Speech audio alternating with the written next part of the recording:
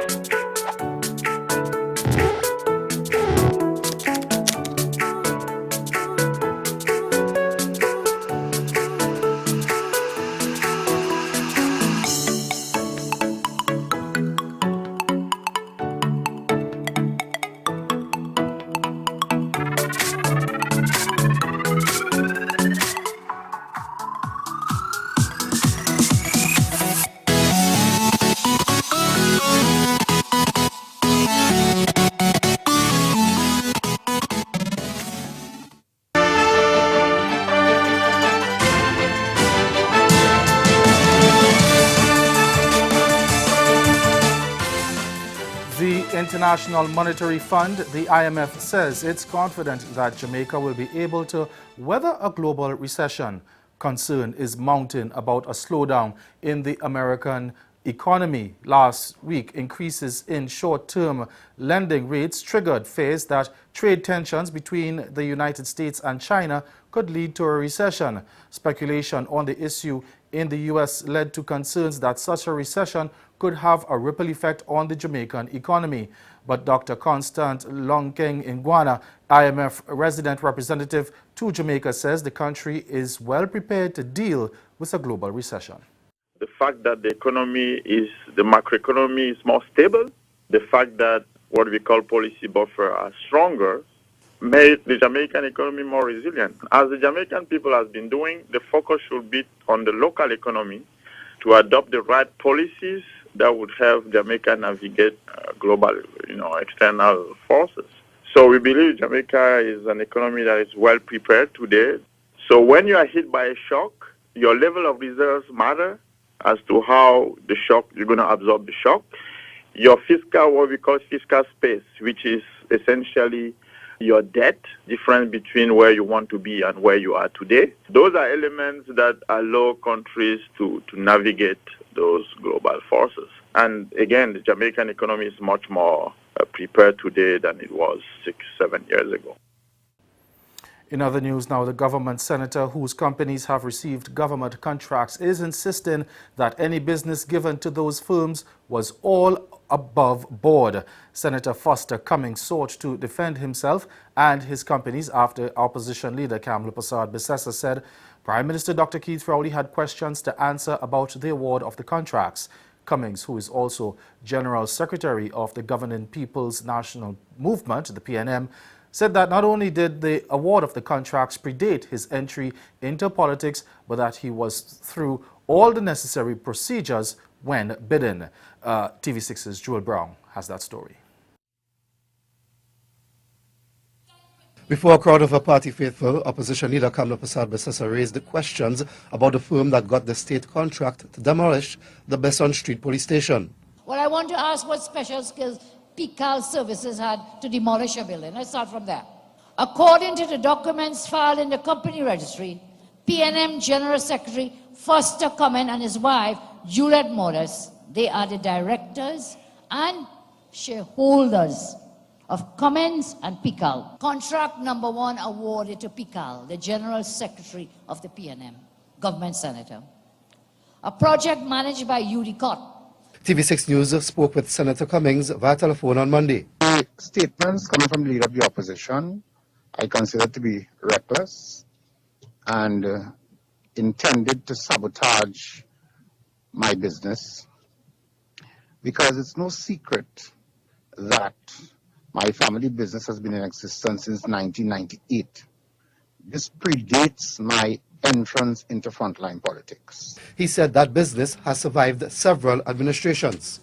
Every contract that we have ever been awarded has been as a result of us putting in competitive bids And at the end of the evaluation process, we may have been awarded, we may not have been awarded.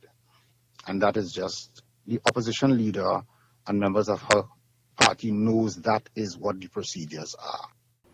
Over in Haiti, the Speaker of the Chamber of Deputies, Gary Boudou, says legislators will seek to resume their attempt tomorrow to debate a motion aimed at impeaching President Jovenel Moïse after a second attempt last week failed to materialize.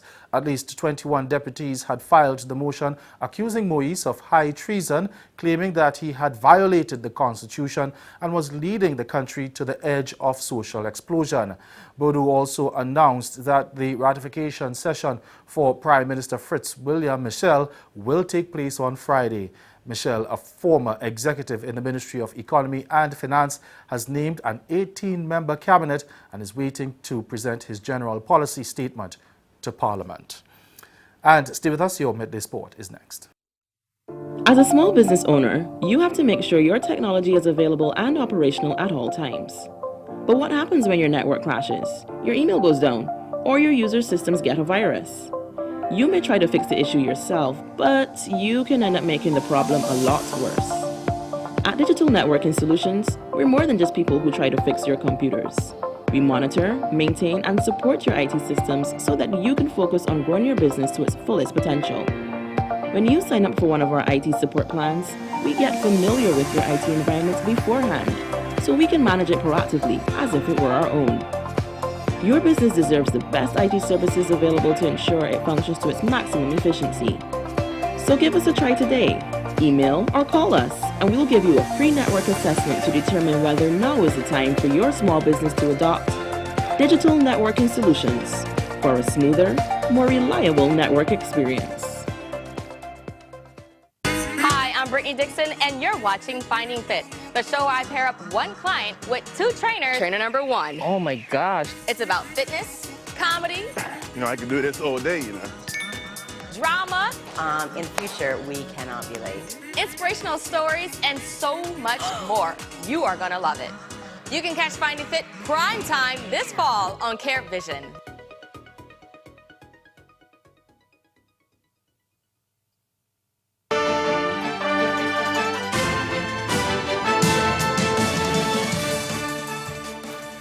Former West Indies all-rounder Dwayne Bravo says changes must be made in the rank and file of the Caribbean side if the team wants to make a resurgence to the top of the game. Speaking on CNC3's Morning Brew program recently, the former ODI captain says he believes the side has arrived at their lowest point, given the fact that lower-ranked teams are now beating the West Indies in international matches. It's sad to see the state of West Indies cricket at the moment. I think for the last... We know how long West Indies cricket been struggling, but I think this is the lowest point for some time.